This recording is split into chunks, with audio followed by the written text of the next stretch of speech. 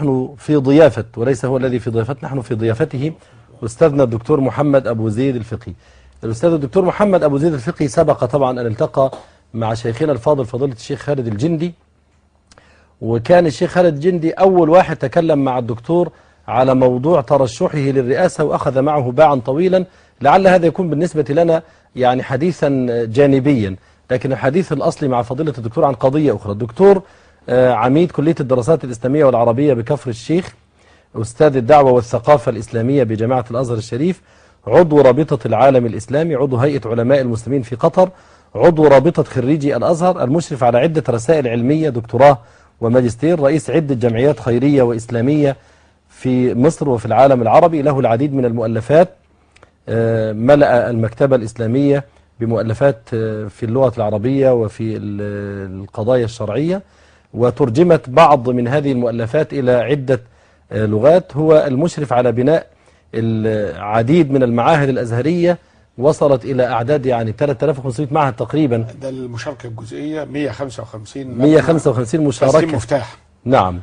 وصاحب مشروع متميز جدا طبعا تحدث عنه الأستاذ مع الشيخ خالد، اللي هو مشروع زراعة النخيل على مستوى الجمهورية، وهذه لفتة يعني طيبة قلما ينتبه إليها يعني الكثيرون، أن يزرع النخيل مش في بلده ولا في محافظته، إنما امتد المشروع إلى أرجاء مصر. دكتورنا الحبيب، أنا سعيد أولا بلقاء حضرتك اليوم في قناة أزهري. ربنا يخليك. وأنا أسعد والله. الله يبارك في حضرتك. أستاذنا، الموضوع بتاعنا اليوم طبعا احنا بنتمنى لحضرتك التوفيق في موضوع الرئاسة. لو سؤال نبدأ به كده، ايه اللي دفع حضرتك تترشح للرئاسة والدنيا زخم والدنيا دوشة؟ وانا يعني استضفت في لقاء الاربعاء وعملوا الان اسمه لقاء الرؤساء بعض المرشحين، وقلت لهم انا بعتبر يعني مغامرة ومخاطرة ويعني جرأة لحد يريد ان يحمل المسؤولية لمصر في هذا الظرف العصيب جدا. البلد مهدمة ومقصودة والتداعيات كثيرة من كل مكان والاعداء في الداخل والخارج. ايه اللي يخلي الدكتور محمد أبو زيد يشغل نفسه بالقصة دي؟ والله حضرتك أنا اتكلمت مع فضيلة الشيخ خالد على الأسباب. نعم. لكن ممكن نجيزها إيجازا. هو في سبب يعني عام، ان انا من خلال الشغل في الاعمال العامة ديت، ومن خلال قراءتي واطلاعي، ومن خلال برضو عيني على اعداء الاسلام واعداء مصر في خارج، اتكونت فكرة معينة كنت اقدر اقول فيها حاجة بصرف النظر عن موضوع الرئاسة. نعم. الحاجة التانية ودي المهمة، ان انا اكتشفت ان معظم الذين يعملون في الاعلام والصحافة، يعني ممكن سكان القاهرة والجيزة، وممكن المجلس الوزراء، وممكن المجلس العسكري، نعم، يعني هيئات كثيرة في الدولة لا تعلم شيء عن معاناة المواطن المصري البعيد في النجوع والقرى. نعم. كويس. نعم، دائرة الاهتمام محدودة. لا، هو لا يتصورون، هم ناس أفاضل بس لا يتصورون. يعني المذيعة اللي عندها الخدامة بتجيب الطلب ديليفري اللي هي تاكله، هتحس ازاي ان في واحدة ماتت في محافظة عشان رغيف عيش؟ نعم، ده بالفعل صحيح. واحدة ماتت ودفناها.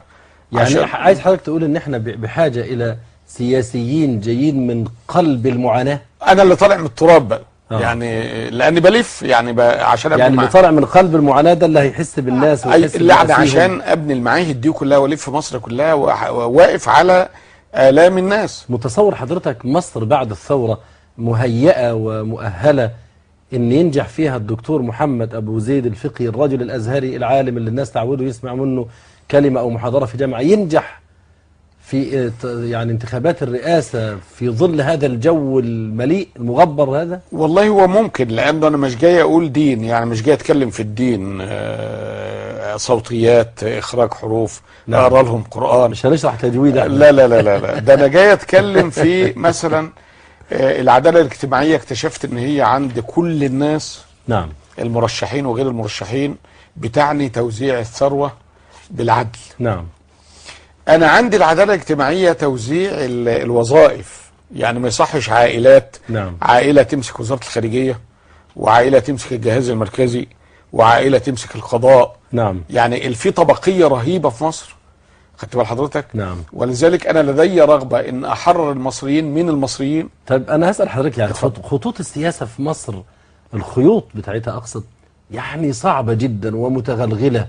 يعني هل يا ترى حضرتك ماسك الخيوط دي، ولا أنت بتغامر وبعد كده لو ربنا يسر ونجحت يبقى نشوف القصة إيه؟ يعني أقصد أنت عندك ركام الحكم البائد عمل إيه وخرب والدنيا، وعندك مجلس عسكري، وعندك وزراء سابقين، وعندك محافظين، وكان في أمن دولة والدنيا. هل يا ترى الخيوط دي في إيد حضرتك دارسها كويس وقارئها كويس، ولا أنا داخل متوكل على الله؟ لا لا لا، حضرتك ده مدروسها كويس جدا، لأنه كويس. لما سيادتك أنت عارف لما بنقرأ التبشير والاستشراق والاقتصاد والحاجات دي كلها، بنبتدي عينينا تنفتح على الناس اللي بره عاوزين مننا ايه. وعلى كل حال عاوز اقول لسيادتك نعم ان يخيل لي، وارجو ان اكون على حق، ان جميع البلاد العربية بما فيها مصر مثل العصافير الذين يمرحون ويلعبون داخل صندوق مغلق عليه.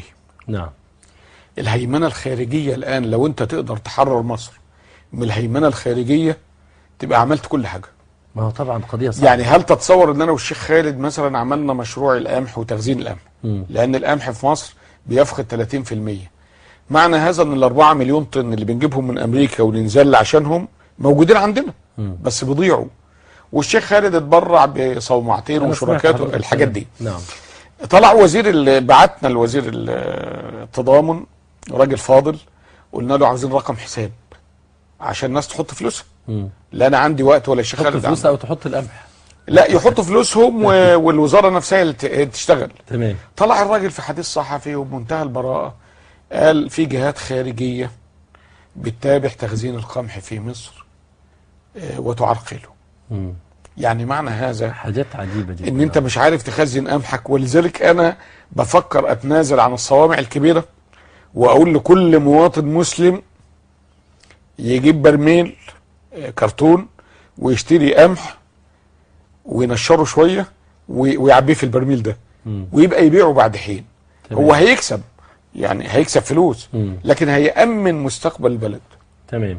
لان فعلا في يعني انت حضرتك تريد ان تقدم له وسيله تخزين متواضعه يستطيعها كل مواطن. الصوامع دلوقتي المؤامرات شغاله عليها والحرب والضغوط الخارجيه. يعني ثق تماما حضرتك كنت يعني استاذنا في الميدان السياسي ان هناك جهات كثيره جدا تريد ان تظل مصر يعني تمد يدها للاخرين. ساعه ما تشعر ان مصر ستكتفي اكتفاء ذاتيا تاكل من عندها وتصنع من عندها مش هيسيبونا ببساطه الوضع. هو حضرتك عصور القهر والاستبداد اللي عاشها العالم العربي والإسلامي فترة طويلة جدا خلقت نوع اسمه العجز المعرفي. نعم. يعني عدونا أذكى منا بكثير. تمام. لابد من الاعتراف بدي. نعم. يشتغل. أيوة، خدت بالك؟ يعني هو يفسد لك القطن. يقوم القطن يوقف مصانع المحل. المصانع فيها مليون دخل على مليون عامل. بالزبط. العمال يطلعوا يعملوا مظاهرات وانت مش يولعوا في البلد. مع ان هو لعب لك في بذرة القطن. بالزبط. يعني ما لعبش في المصنع. صحيح. ملوش دعوه بالمصنع. هو بيروح يعكر الميه من الاول. ايوه يا فندم. ايوه شويه تعكير كده.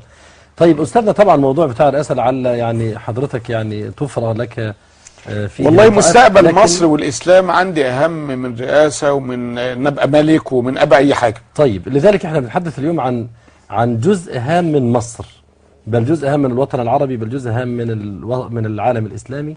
بنتحدث عن الازهر الشريف. الازهر الشريف مؤسسه ليست سهله، كبيره عظيمه، مكانتها ومنزلتها معروفه عند الجميع. وانا اشعر اذا كانت مصر هي قلب العروبه والاسلام فالازهر قلب مصر، وبالتالي لو بنعمل معادله يبقى الازهر قلب العروبه والاسلام. اذا كان الازهر بخير فالامه الاسلاميه والعربيه بخير، واذا كان في اي زعزعه او هز الامه العربيه بتتاثر بهذا الاهتزاز في الازهر الشريف. الازهر مليان مشاكل. انا من ساعه ما بدات افتح بعض الملفات عرضت علي ملفات في غايه الخطوره جدا، لكن انا مشفق، انا ازهري وبحب الازهر وخايف عليه. لكن المواضيع كثرت الان. موضوع الوثيقه اللي شغل الدنيا الان والازهر يعني دخل نفسه فيها، ربما حتى لم يكن مطلوبا منه ان يتدخل، لكن ادخل نفسه فيها وأنا سمعت لحضرتك كلمة يعني خطيرة جدا، قلت يا ليتني مت قبل هذا. أيوة والله. وكنت ناسي يا ليتني مت قبل أن توجد الوثيقة. نعم. لو أحد الإخوة المشاهدين ما يسمعش عن الوثيقة ولا يعرف عنها حاجة، والدكتور محمد عايز يقول له ما هي هذه الوثيقة أو الخطوط العريضة لها. هي الوثيقة الحقيقة انكتبت بذكاء، كانت معد لها من سنين طويلة جدا من جهات عديدة، يعني حتى قبل الثورة بكتير. تمام. يعني ذات مساء في نادي الصيد وانا معزوم على العشاء، احد الضيوف جه معرفوش، حدثني عن ما يشبه هذه الوثيقة. نعم. وعن حاجات برضو تانية خالص هتدخل في الجغرافيا بقى. يعني حدث حضرتك ساعتها باعتبارك أستاذ في جامعة الأزهر. يعني قال لي يعني يا ريت الدين ما يبقاش عنوان في مصر عشان المساعدات والحاجات دي تبقى كويسة، وكان عاوز ندخل في يعني ساعد في الاتجاه ده. يعني الوثيقة معدة وعايزين حد يعني يدعم. نخلي الدين في القلب. ايوه نعم. وبلاش يبقى عناوين، يعني ما يبقاش عنوان دولة. تمام. لكن هو مش الوثيقة صحيح. وبالتالي هنوجد شغل لدكاترة القلب عشان يروحوا يشوفوا الدين. بالظبط. يعني هو مش اتكلم بالصريح، لكن انا يومها ارتبت في هذا الامر. وحدثني عن امور اخرى طبعا. بس كلام حضرتك خطير، معنى ذلك ان في جهات اخرى هي التي اعدت هذه الوثيقه مش الازهر. شوف حضرتك يعني بلاش نسيبها بقى الازهر تبناها. بس النهارده في المؤتمر يعني اشهر اثنين كتبوا الوثيقه الدكتور يوسف او الفنان او المبدع يوسف اللقعيد، ده صديقي، والدكتور صلاح فضل. نعم. الدكتور صلاح فضل اتاخر شويه، كنا في مؤتمر النهارده في مركز الدراسات المستقبليه في مدينه نصر. وانا ميلت على الدكتور على المبدع يوسف قعيد، وقلت له على فكرة واحد زيك ممكن يضحك على 1000 واحد من بتوع الازهر، من علماء الازهر. فقال يا جماعة، هو اللي اعلنها، قال يا جماعة الدكتور محمد بيقول لي انت ممكن تضحك على 1000 واحد من علماء الازهر. فالوثيقة صيغت بشكل ينهي تماما موضوع الاسلام واللغه العربيه والدوله الدينيه. ينهي تماما. نعم. من ناحيه العناوين. بعض الناس رد عليا وانا بطلع بيانات وقال لي واحد حبيبي يعني بيقول لي لا مشاحه في الاصطلاح. قلت له يعني بلاش العبارات المسوسه دي. خدت بالك؟ المطاطه، عبارات صادقه. نعم. لا، الاصطلاح فيه مشاعه، يعني الاجنبي يهمه الاصطلاح. خدت بال حضرتك؟ ولذلك ترى ان الناس اللي ايدوا الوثيقه ديت مثلا منهم كندا. كندا جغرافيا فين؟ نعم. في نهايه العالم شمالا، بعيد عنا، يعني لا داخله على القطب الشمالي. نعم.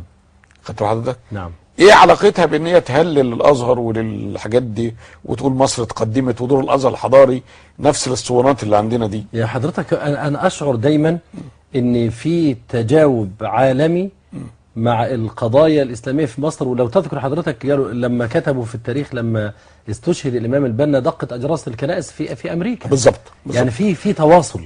في تواصل. تمام. هو اللي أنا قلت دايما ويل من أمة لا تتذكر تاريخها، لا تتذكر تحارب أمة لا تنسى. يعني دي مشكلة. نحن أمة لا نتذكر، نحارب أمة لا تنسى إطلاقا. نعم. خدت بال حضرتك؟ اطلاقا. نعم. كل شيء مسجل عندها. لكن عشان الساده المشاهدين يبقوا معانا، اول حاجه في الوثيقه واهم حاجه البند العريض الخطير. نعم. مصر دوله وطنيه. نعم. ودي مش في العالم كله، يعني خلي بال سيادتك بقى. ايوه. احنا بدانا هنألف، احنا بقى هنخرج عن دساتير مونتسكيو الجماعه بتوع فرنسا. اللي احنا اتعلمنا منهم القانون. نعم. هنخرج عنهم خالص. نعم. مصر دوله وطنيه ديمقراطية. التشريع فيها من اختصاص أعضاء مجلس الشعب. ده بند عريض في الوثيقة. مثل دولة. أنا أسأل حضرتك وأنا قبل ما نقرأ البند الخطير جدا ده، الأزهر أنا قلت لك هل طلب من الأزهر أن يعمل الوثيقة دي؟ مثلا المجلس العسكري ولا رئاسة الوزراء ولا هيئة سياسية كبرى في مصر قالت للأزهر باعتبارك المرجعية الدينية الكبرى للمسلمين في مصر ادينا وثيقة؟ لا، هو يخيل لي في مشكلة فنية. كل اللي في الأزهر دلوقتي كان متعينين أيام النظام السابق. تمام. وبعضهم كان اعضاء في لجنه السياسات مع جمال مبارك. والولاء ما زال موجود؟ لا يعني كان سكرتير مبارك مساعد له، سكرتير جمال مبارك مساعد له، اي حاجه. وكان الاتصال بالست وتقديم فروض الولاء والطاعه والحاجات دي كانت واضحه. نعم، بس مش الست زينب، مش السيده زينب، السيده ثانيه. لا لا لما قامت الثوره حصل شعور عند بعض الناس ان هم ممكن ينشالوا من على الكراسي. فبداوا في البحث عن دور. نعم. ولو كان على حساب حتى على حساب الدين عشان يبقى واضحه. ايوه. نعم. بداوا والدور بقى بدا من حاجات غريبه جدا لا منطقيه. نعم. خد بال حضرتك؟ يخيل لي هذا، يعني يخيل لي ان هو كان مضطر يعمل حاجه عشان ما يسيبش كرسي، لانه عارف ان الثوره في التحرير عماله بتقول اقاله رموز النظام السابق. نعم. طب انا كنت عضو لجنه السياسات، يبقى الدور جاي عليا، هقعد ازاي؟ هيجي عليه الدور. والغريب ان الشباب بلغوني وهم في مجلس في ميدان التحرير ان هم هيقيلوا الاسماء دي. لكن لعلم عند الله قوة داخلية كثيرة وقوة خارجية كثيرة كأنها كممت الشباب او وجهت عقولهم بعيدة عن الهدف ده. فما عادش الشباب بيتكلم في الموضوع ده خالص. نعم. في حين المؤسسة دي من اخطر المؤسسات اللي في الدولة. نعم. وهنتكلم عنها بعدين يعني. تمام. المهم ان انا عندي دلوقتي حصل حاجة حضرتك كاتبين اهو. قال الدكتور الطيب في بيان ألقاه بمشيخة الأزهر إنه يجب دعم تأسيس الدولة الوطنية الدستورية الديمقراطية التي تعمل على دستور يرتضيه الجميع. ما فيش أي كلام حول. على فكرة ما فيش في الدول الإسلامية دستور الشعب يحطه. الشعب بيحط دستور وفق منهج الله سبحانه وتعالى. نعم. ولو هنخالف نقول مخالفين، يعني ما فيش داعي نلف وندور حول العبارات. تمام. يعني انا ناوي ما اطبقش كلام ربنا، اقول انا مش هطبق. يعني الامام محمد عبده لما قال للحاكم ان يوقف تطبيق الحدود. ايوه. سنة 23 او سنة 28. نعم. خدوا بيدي ومشوا في المحاكم. تمام. والراجل قالها باعتبار ان الظروف لا تسمح والشهود ما عادوش شهود. يعني كان عنده عدة مبررات. انما اتكلم. انما اللف والدوران على الاسلام وعلى اللغة وعلى الشريعة ده مش هينفع. نعم. وهيفجر مشاكل. هي الخطورة جاية، انا هشرحها لسيادتك. اتفضل. الدولة المدنية الوطنية، الدولة المصرية الوطنية المدنية اللي دستور هيحطوه اعضاء مجلس الشعب، منهم طبعا بعض الاعضاء بيفرقوا بانجو ايام الانتخابات وبيره. فهل هيعمل هذا عقوبة للبنجو ومروجين؟ لا، ده اللي هيشرع. ده يشرع ده؟ يعني ده اللي هيشرع. فالتشريع في الدولة الإسلامية من اختصاص علماء الأزهر ومدارس الفقه الكبرى، وبعدين يرتضي ذلك مجلس الشعب ويقر أو يرفض تشريع على مذهب إمام ويرتضيه على مذهب إمام آخر. أو الأزهر يقدم خيارات. يرى فيه مصلحة للناس، يطرح خيارات. يعني أنا لا أفهم حتى الآن إن الدولة الإسلامية يبقى التشريع فيها تشريع بتاع ربنا. يبقى التشريع فيها بالاختصاص وبعدين مش هنقول كهنوت، يعني ربنا هو اللي هيقول لي شرع. إن الحكم إلا لله. لا، في مدارس مستقرة، مدارس فقهية مستقرة. فلا بد ان المدارس الفقهية دي هي اللي تشرع. يعني طب حتى ليه الازهر ما مشيش مع الامر السائر الان، دولة مدنية بمرجعية اسلامية؟ لا، انا عاوز اقول لسيادتك على حاجة. لا توجد دولة مدنية في دساتير ولا في ثقافة العالم. نعم. ده اختراع مصري، والحكاية دي اطلقها الاخوان المسلمين. نعم. وبقت عاملة زي فيروس انفلونزا الخنازير. ايوه. خدت الناس كلها. ما عادش دلوقتي لا سلفي ولا سني ولا صوفي، كله بيقول كده. كله دولة مدنية طلع عفريت على الجميع. اسمه الدولة المدنية.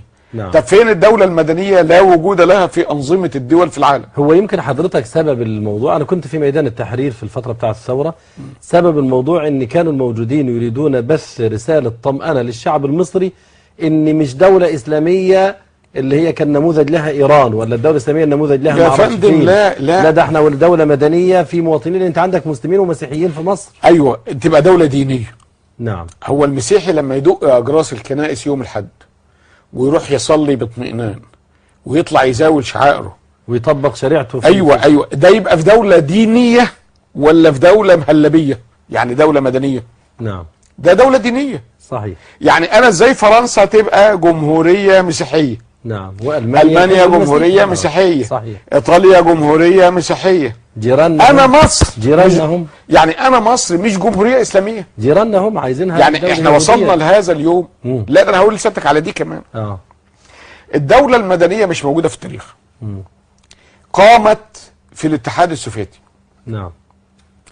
وكانوا بيعملوا مزارع جماعية وياخدوا الستات مع الرجالة ويخلوهم يتناسلوا والأطفال ياخدوها الدولة تربيها، اللي هي الكوميونات الزراعية اللي محدش يعرف مين ابن مين ولا مين ابن أيوة. ايه. وجدوا أثناء التطبيق. نعم. صوامع قمحي برضه دي روح. لا أيوة لا وجدوا أثناء التطبيق إن في غيرة. نعم. بشرية، يعني في واحدة بتحب واحد بس مش الكل، وفي واحد بيحب واحدة بس مش الكل.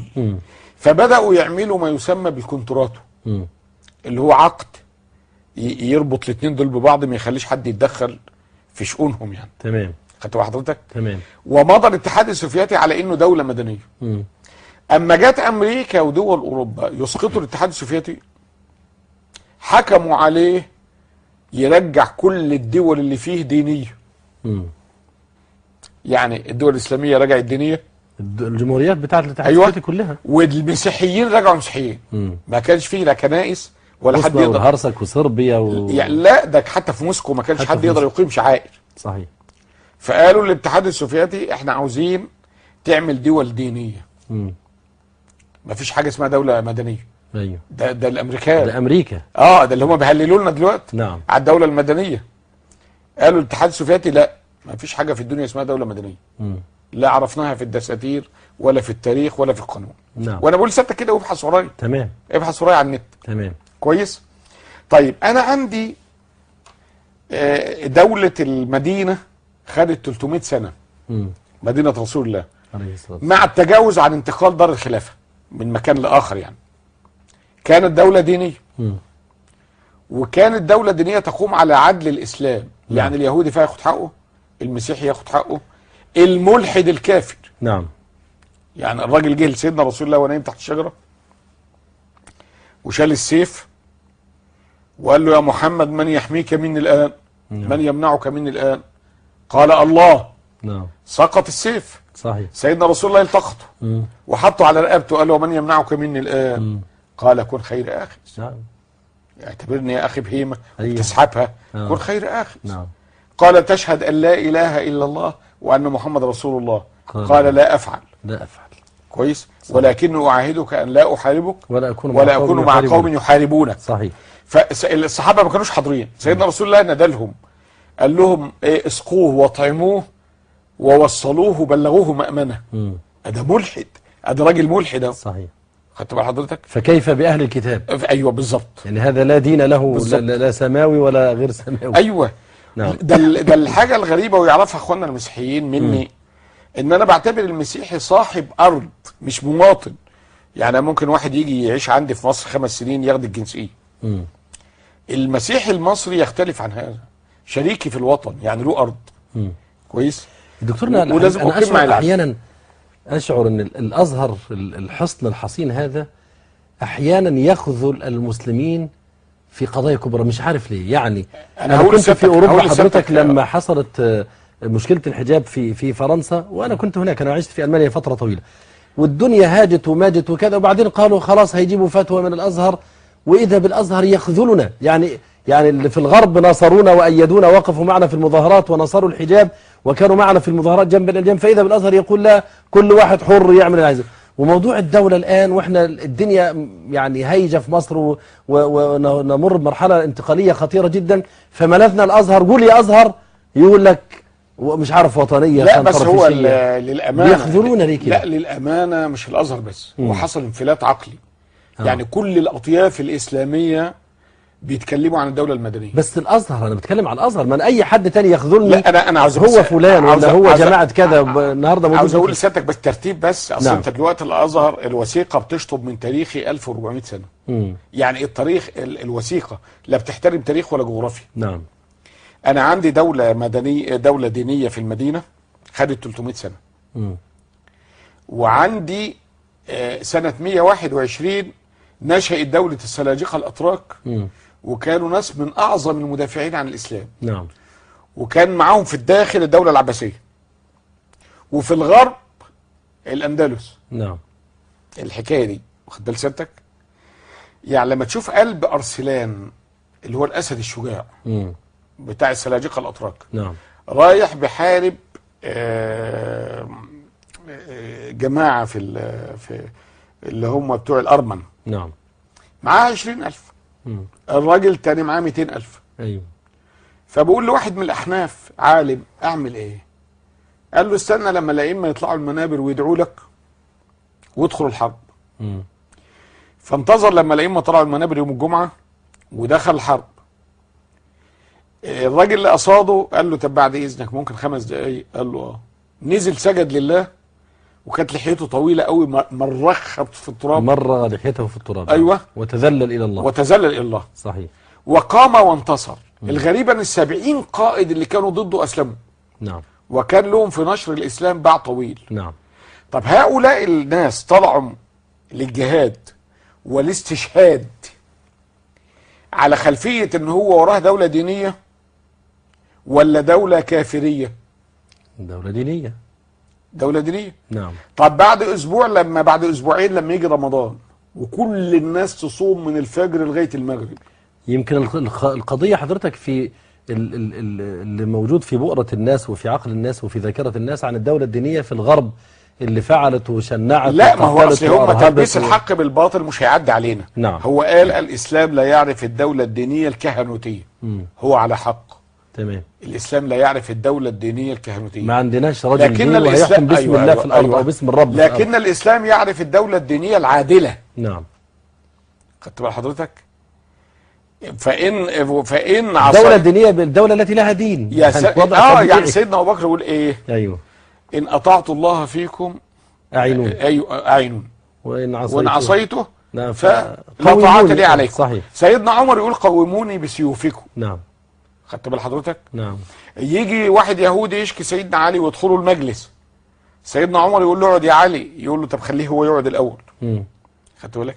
هذا هو حتى بيقول كناه وسماه فزعل. أيوة. يعني دي الدولة الدينية العادلة الفاضلة اللي هي حلمي اللي أنا تقريبا هموت قبل ما أشوفه. لا إن شاء الله ربنا يبارك في حضرتك إن شاء الله. ده الحلم وحلم كل مسلم. نعم. لكن هي القضية إن أنا عندي أنت بتوجد حضرتك بتوجد فجوة ليه بين معتقدي وبين حياتي. لا يعني أروح الجامع ألقاه بيقول لي واتقوا الله وحافظوا على واخرج في الشارع، يعني معيشني باتنين ليه؟ ما انا مسلم، خليني مسلم في المسجد ومسلم في تعاملي. ازاله العنوان مقصوده للايام اللي جايه مش دلوقتي. تمام. يعني اوروبا الان وامريكا لا يهمها احنا دوله اسلاميه ولا عربيه ولا غير حاجه. انما بعد 5 سنين هتقع الكارثه. نعم. كويس. فاحنا دلوقتي بنتكلم الاول عندنا دوله في الاندلس 800 سنه تقريبا 788 8 قرون تقريبا. ايوه. نعم. كانت دوله دينيه فاضله. نعم. نموذجية حضارية. ايوه. لما انحرفت عن الدين راحت. صحيح. كان عندنا في الشرق السلاجقه الاتراك خدوا 600 سنه ثم سلمهم العثمانيين. خدت حضرتك؟ كان عندنا جوه بقى الامويين والعباسيين دول دينيه. كان عندنا في القاهره الفاطميين دول دينيه. نعم. كان عندنا المماليك اللي جم بعدهم والناس دي كلها دول دينيه. يعني حضرتك يعني عاوز اقول هناك نموذج في الغرب اسمه دولة دينية كهنوتية ملعونة والغرب لم يرضى عنها وحاربها وألغاها وجعل مكانها دول دينية مستقرة. نعم. كويس. لدينا في الشرق دول دينية عادلة نموذج يشرف السماء والأرض. نعم. باعتراف الغرب والشرق. باعتراف الغرب والشرق. نعم. خدت بالك؟ لماذا نضيع 1400 سنة دول من تاريخ الدولة الإسلامية؟ أنا أقول لحضرتك القراءة التي يعني أخذتها من كلام حضرتك الآن، هم شايفين ان اي حاجة مرتبطة بالاسلام يعني تطبيقه التزامه وجود دولة باسمه سيعطي للمسلمين قوة كبيرة، فلا اقتصادهم يسرق ولا القمح بتاعهم يزيف بالظبط. ولا الفيروس اللي اتحط في القطن اللي حضرتك عليها. أيوه. فيضحكوا على مين؟ فالحاجة انا متصور والله اعلم ان الاسلام ده السلاح اللي طول ما احنا ماسكينه لنا قوة ولنا هيبة، عايزين يشيلوه مننا بأي صورة من الصور، وبعد ما يشيلوه مننا نصبح ضعاف لا لا، قيمة ولما لنا ولا وزن، سيادتك لما فيضربهم يبهدلهم ياخدوا أراضي. لما سيادتك بقى هتقرا الاستراتيجية العالمية، كتب الاستراتيجية، تلاقي أكبر عائق للاستيلاء على العالم العربي والإسلامي الدين. تمام. يعني المخطط الغربي ده اللي منعهم، اللي قاعد في غرفة العمليات الرئيسية في كاليفورنيا. نعم. هو مش قال حضرتك بقول الحج أيوه. والقرآن والجمعة؟ أيوه. ما دي كلها قضايا دينية. أيوه قال طول ما الثلاثة دولك موجودين مش هنعرف نعمل أي حاجة في وسط الناس دول. أيوه، يعني هما في فلسطين لما خنقوا الفلسطينيين ما خلوش حواليهم أي نوع من الجهاد أو الحرب. نعم. اضطر الفلسطيني يستعمل نفسه قنبلة. صحيح. ليه؟ لأن عينه على الجنة. نعم. خدت بالك؟ راح فجر نفسه. أيوه. فأصبحت دي مشكلة. طب ما أنا عاوز أشيل عنه العناوين دي. نعم.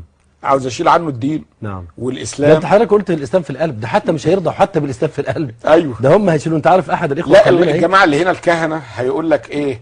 أهم حاجة إن الواحد يبقى قلبه مخلص ومع ربنا. ومش مهم العناوين دي. صحيح. لكن حتة الإيمان دي هيشتغلوا عليها كمان. أيوه. لحد ما تروح. هم قالوا لنا مرة أحد المحللين السياسيين في الغرب قال لهم إحنا بنخافوا مش كمان من المسلم اللي بيصلي في الجامع بس، حتى من المسلم المقصر المفرط اللي بيشرب خمور. قالوا طب ده بيخوفكم في ايه؟ قالوا ده بيخوفنا لان اول ما يسمع كلمتين من بتاع الجامع أيوه. ويحرك قلبه تلقاه فجأة بينقلب ويشعر ان عنده كم من السيئات عايز يكفر عنه، فمستعد يعمل اي حاجة، يفجر نفسه، يعمل يعني. لا، اصل هو في كمان قضية خطيرة. ان اعدائنا، انا قعدت مع ناس كتير جدا منهم في امريكا وفي مؤتمرات في مصر هنا، للأسف الشديد فاهمين قوة الإسلام أكثر منه. نعم. ودي الليلة دي لو فضل وقت، مش عارف يعني لو لقينا وقت هقول لسيادتك ازاي التوجيه الديني ممكن يخلق أمة ويخلق شعب في أسبوع. صحيح. التوجيه الديني فقط. صح. وهم عارفين الكلام ده. نعم. كويس. لكن احنا مش عارفينه. يعني أنا هقول لك على حديث مش عارف طبعا في وقت ولا ايه، انا عاوز اخليني في الوثيقه. نعم. لكن انا مضطر ان شاء الله نسرق كام دقيقه بعد الساعه 12. نسرق اخواننا المصورين نعمل لهم تنويم مغناطيسي ما يحسوش بينا ونشتغل شويه. في بنج شغال الايام دي مرشوش على مصر. الحمد اتفضل. الحديث بتاع السلاسل. بس في الحاله دي السرقه حلال ولا ايه يعني؟ هنسرق شويه وقت. ده حلال حلال. هنرضيهم وما يرضوا عنا يعني. اتفضل. الحديث السلاسل اللي في الغار. نعم. وورد في سيدنا الامام البخاري. صحيح. هذا الحديث يفهمه اليهود والامريكان وجميع دول العالم غير اللي احنا بنفهمه. نعم. هو سيدنا رسول الله قال الثلاثه وقعوا في الغار، فكل واحد طلب انه ربنا ينجيه بحاجه عملها. فواحد كان بيحطب ويجيب لبن ويوكل عياله وامه وابوه، وبعدين وقف في العتبه لغايه امه وابوه ما يصحوا، لغايه الفجر صحوا فسقاهم. اللهم ان كنت فعلت هذا ففرج عنا فانفرج. راحوا اخواننا العلماء من 1000 سنه خدوا الجزئيه دي وحطوها في جميع كتب المسلمين تحت باب بر الوالدين. طيب ماشي. الراجل الثاني كان عنده واحد بيشتغل وساب الجنيه بتاعه ومشي. الثاني بتاع بنت عمه. ده الثالثه. لا الثالث اللي هو بتاع الاجراء. ماشي مفيش طيب مشكله. تقديم وتاخير. خلاها الثالثه لان هي خطيره. طيب ماشي. ايوه ماشي. خد الجنيه ونماه. بعد 30 سنه بقى ابقار واغنام ودنيا. مزرعه. ايوه. نعم. و50 واحد بيشتغلوا ولهم 50 بيت مفتوحين. واولادهم. ولما جاله قالوا لك شطر المال ولي شطره ومع السلامه. يلا. حطيناها تحت باب الامانه في جميع الكتب الاسلاميه. جينا للست. الراجل عاوز يغتصبها وهي بتربي ايتام ومنع الناس كلهم يشغلوها. خدت بال حضرتك؟ لا خدامه ولا في الغيط. نعم. حتى جاعت واحتاجت اليه. وكانت عقيدتها قويه جدا، فكل ما تروح له يقول لها عاوز الفاحشه تقول له لا وتروح.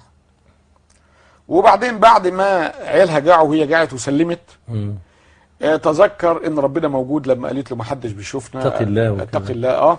فامتنع. فحط نادي باب الخوف من الله. دي المغالطه، يعني دي الكارثه اللي فهمنا للدين. مم.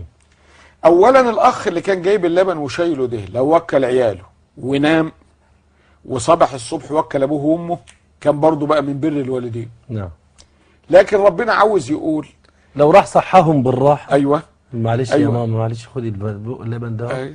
وتقول له روح يا ابني يا ربي برضه بر لكن العظيم سيدنا رسول الله عاوز يقول يا جماعه العمل لا يغني عن العباده والعباده لا تغني عن الاخلاق. فلا بد المسلم يبقى مؤسسه متكامله يعمل ده كله. تمام. كويس. يملأ كل هذه المدينه. ايوه. جاء الراجل اللي هو بتاع الجنيه. الراجل ده يا فضيله الشيخ احمد لو شال الجنيه في جيبه لبعد 30 سنه وجه اداله امانه. وده اداله امانه برضه. مش دي امانه؟ امانه. لكن الحبيب صلى الله عليه وسلم عاوز يتكلم عن وظيفه المال. توظيف المال واستثمار المال. ايوه وظيفته الاجتماعيه. صحيح. لا يكنز. لا يكنز. نعم. خدت بالك لان المال ده جاب ماشيه، الماشيه شغلت ناس فتحت بيوت، عملت عجله اقتصاديه حركت العجله الاقتصاديه. فعاوز يقول لك وده اللي هو كان بيعمله. يعني كان الرسول يبقى جعان نعم. وبيموت من الجوع وعنده شياب وهو استفاد والناس استفادوا وصاحب المال استفاد. وصاحب المال استفاد. يعني هو صاحب المال جه كان لو خدوا درهم جه لقيه مليون درهم. بالظبط. كويس. تمام. جينا بقى عند الست. الواحد نفسه واحد يكون كده واخد مني حاجه من 10 سنين ايوه ويطلعها لي انا راضي ان شاء الله ب 500,000. جينا بقى عند الست. نعم. الست عملت المستحيل عشان ما تغلطش. لكن الجوع اضطرها للغلط. فسيدنا رسول الله عاوز يفهمنا واحنا طبعا ما فهمناش. ما تجوعوش حد. عاوز يفهمنا يقول ايه؟ ان الاقتصاد قاهر وممكن ياكل العقيده. اعوذ بك من الجوع. ايوه. فانه بئس الضجيع. ايوه واعوذ بك من الفقر والكفر. صحيح. قدم الفقر على الكفر وخلاهم قريبين. عاوز يقول ايه سيدنا رسول الله عليه الصلاه والسلام؟ يا جماعه الست المؤمنه العظيمه صاحبه العقيده سقطت وجلست امام الرجل وتمكن منه. الامام ابن حجر العسقلاني جاب 19 روايه على هذا الحديث. منها روايه بتقول ايه بتاع البزار عن انس. فلما علاها ارتعدت. قال مالك. اول ما بقى كده ارتعشت. قال مالك؟ قالت اخشى الله. قال وما الذي دفعك الى هذا؟ قالت الجوع. واضحه.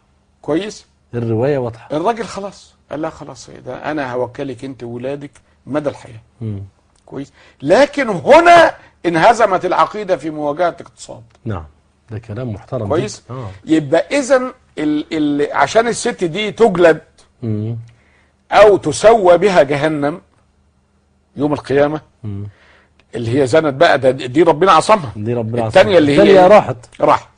لابد من حساب سكان العماره اللي كان فيها الست دي. جاعت ليه؟ ايوه. وسكان الشارع والبلد كلها. ايوه. والراعي اللي ايوه. ولذلك في اخت من الدول العربيه عملت رساله دكتوراه في سيكولوجيه البغاء. وكانت بتاتي لي في المكتبه ساعتها يعني. نعم. فلما خدت الرساله قلت لها النتائج اللي طلعت بيها ايه؟ لماذا تزني المراه؟ قالت 98% من النساء الزناه يزنون من اجل الحصول على الطعام والشراب والمصاريف. يعني هناك اسباب. 98% جوع. ودول خلي بالك كلنا هنتحاسب عليهم. لذلك هند استغربت قالت او تزني الحره. أيوة. الحره اللي هي عندها اكلها وشربها وجوزها وبيتها مفيش تروح ليه؟ أيوة. دي طريق عفن. وقال لك 1.5% مشاكل عائليه ونص في المية امراض نفسيه. نعم. اللي هم الناس اللي بيرغبوا في الحاجات دي. نعم. كده. اذا لما 98% من النساء لا يرتكبن الفاحشه لازم المجتمع المسلم يحاسب عنهم. نعم. اذا ده التوجيه الديني. الغريبه بقى ان عالم يهودي كان قاعد معايا في مؤتمر هو اللي حكى لي الحكايه دي. قال لو تتنبهوا للحديث ده تحلوا مشاكلكم كلها. تحلوا مشاكلكم بالظبط. بس قال لي احنا مطمنين ان انتم مش هتفلحوا. نعم. بس احنا لسه بنحكي الحديث وبنعيط بس. لا ايوه اول ما الشيخ يحكي يعني كلنا نعيط. بقول لك ما دام هو اتحافظ على كده عمركم انتم مغيرينه. كنت حضرتك. اذا انا لازم وانا عملتها في حياتي كتير. ما شوف حضرتك انت اذا قامت الساعه وفي يد احدكم فسيله ما جالش في قيام الليل ولا الصيام ولا الذكر ولا المسبح. وحتى دلوقتي بدون ما ندخل نتكلم على العمل. بدون ما ندخل في بعيد، انا بفتي الان بان واجب الوقت الانتاج. واجب الوقت صحيح الانتاج، يعني بعد الفرائض الانتاج. صلي وروح اشتغل. يعني لما تقول لي بقى انا هقيم الليل في رمضان، اقول لك لا، الواجب بتاع الوقت الانتاج. ده بيقول لك انا هخلي الاجازه في رمضان. لا لا لا عشان لا اتفرغ. لا، هقول له ازرع لك حاجه، اشتغل شويه وهات لعيالك.